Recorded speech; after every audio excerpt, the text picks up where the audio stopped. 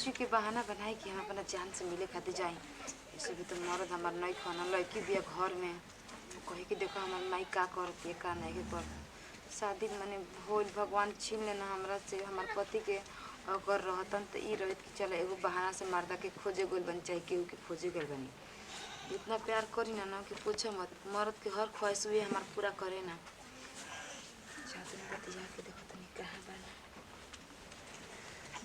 लगा कि लड़किया घर में भी सुतल हुई। हेलो कहाँ बाड़ा? अरे हमार करेजा हम घरे के दुआरे पे बैठल बानी। का करी मिले के तो बड़ी मन करता लेकिन कौन बहाना बना के हम आई। अरे का करी हम तो सोचते बन कि अपन लगिया कि जल्दी गाना कर दे चल ना तो हमारा रास्ता के एकदम कांटा हट जाई। तारा पता बटे एक तो बानी विधवा आ दुनिया कोई देख ली तो हंसी इसे सोचा तनी तारा से चोरी चुपे मिली तारा से मिल भी ली है कोई जाने भी ना। सुना ना पुआरवा फिर आवा जहाँ रोज मिले नहीं जाए ऐसे कि उन्हें लड़कियाँ ना हमारे जान ना जानता लड़की ना कत उन्हें सोचे कि हमार माई से करो चाहे हम ना सोचे कि हमार बेटी हमारे बारे में जानो। और तारा से इतना प्यार करी ना कि तारा से जब तक मिल ना तब तक हमारा मन ना लगेला। जब से हमारे पति मर गए तब से तारे पे तो हम रही ना। ठीक बटे हमारे करेजा ओही रहा हमारा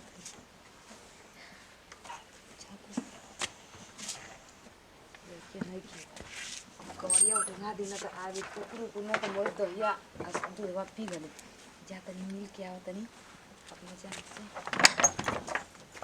हाय हो दादा हाय देख माई के विधवा हो गइल बिया तबो जानू बाबू सोना करतिया तंचियो लाज लागता कि शादीशुदा लड़की के घर पे बैठैले बानी आ अपना यार से मिलत है केहू गाँव घर देखी तो का कही कि देखो लड़की के शादी इतना बड़ हो गल बिया शादी हो गल बा अब तक गाँव ना नहीं भाईल आ हेकर माई के हुरे के फसैले बिया।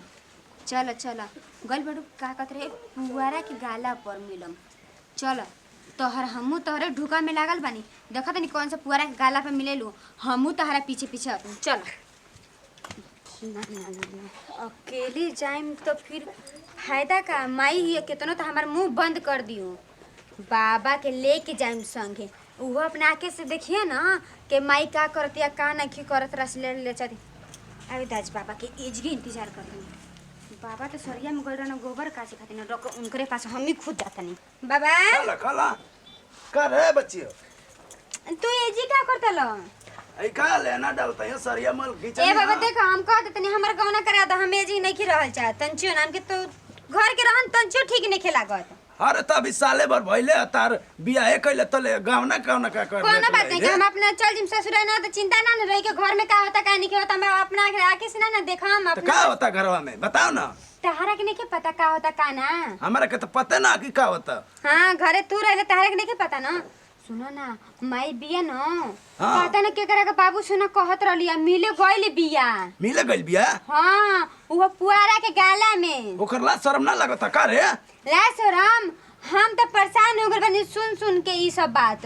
आई बतावा बेटी सयान हो गइल बिया क धला सब करू है रह न का रे सोच कि हमार मरद के पता लागी त का कहि के कर पूरा खानदानवे गांदा बाटे हमरो पे का गइल रे ओहे मन जैसा का गलवा नहीं खे पुआरा के ओज के गइल बिया ई से तहरा के एनिए बताए खातिर चल हम देखात नहीं तारे चल चल।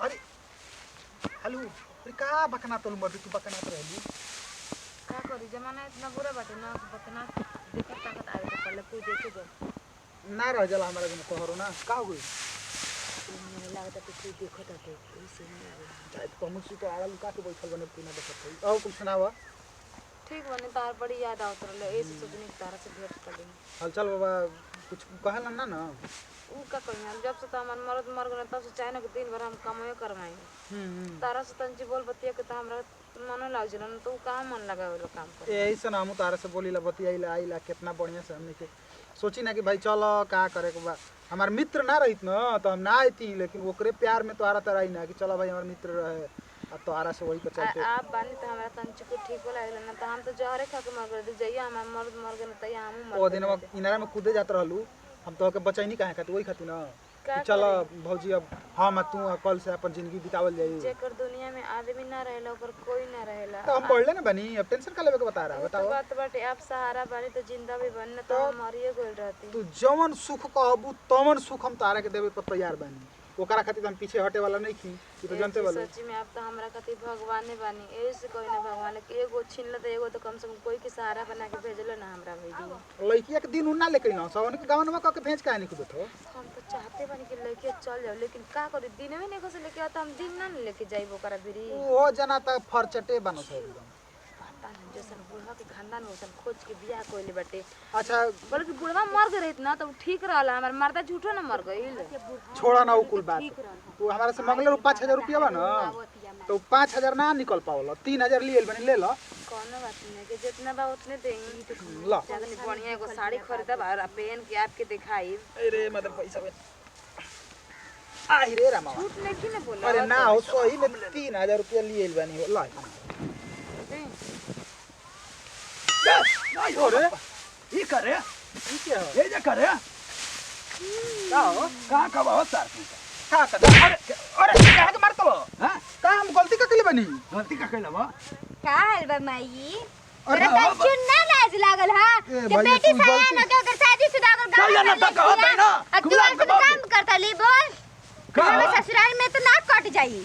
तो अरे कता रखल रहनी कि अपन लइका के एगो नाप जान के रखल रहनी कि नहीं रह तू तो बढ़िया से बढ़िया भला हमर खियाई पापा पियाई ई तू, कुछ हाँ? करन देखी से पहले मर गेला हे बाबू ना तू कुछ ऐसा कुछ गलती ना कर देने जाने से दुनिया गलती ना करता हूँ अरे पैसा लेता हूँ काहे खातिर लेता हूँ पैसा तो पी गई नाक डुबा दली रे हमर मल हमर जना तो ना ना बाबू जी ऐसा कोनो बात नहीं कि आपके हाथ जोड़ते नहीं से कुछ देखा बाबू बाबा और झूठ बोलती आई हमरा के देवे आई रे ना। पैसा देवे का लागत तू का लागत रे बाबू जी उ तो देवर लगे ना। देवर लागत ना बाबू सोना बाबू अरे सोना ना रे बाबू, हाँ? पर बाबू सोना लागत हाँ, कौन की कैसन बेटी हम तोर बेटी बुटी ना ऐसे हमर माई होइए ना सकेले। तोहर गलत सोच बाटे ठीक ना, तोर सही सोच नहीं खे। आ तू हमर ना, सही सोच बा। जितना जल्दी हो सके एकर गावना करके एकरा के विदाई कर। काहे कि तोहनी के मजा मिली फट हां हम ज्यादा नहीं हमरो गांव ना कर देते तो ऐसे कुल करम देखे से अच्छा बा कि हम अपने ससुराल में रही। अब मन करता ना के करना किया निकाल के आ केना नियत फुटबॉल खेली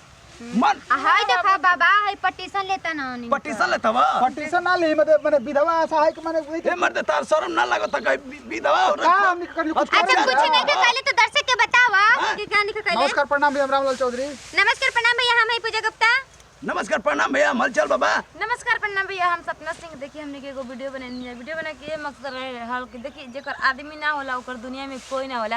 आ एगो लोग लक्षणा लगावे कि फलानवा के तंज बोलियो देले औरत त का कहले लोग कि ओकरा के रखले भी है। तो देखी जब भैया कोनो चीज देखी तब कुछ कहीं बिना देखे सच्चाई जानी मतलब ई कोनो जरूरी नहीं है कि ना जाइए संबंध रहेला।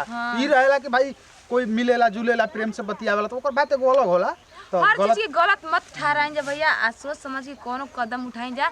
आ जौन भी हमनी कन जतन अच्छा करतन जा भले लोग बुरा सोचत रहला। तो ई वीडियो अच्छा लगी तो दिल से लाइक करब जा, कमेंट करके जरूर बताइब जा कि हमने के वीडियो कैसा लागल। तो यही वीडियो से विदाई अगला वीडियो में फिर मिलली। तब तक लीजिए जय हिंद जय भारत जय विद्या समाज।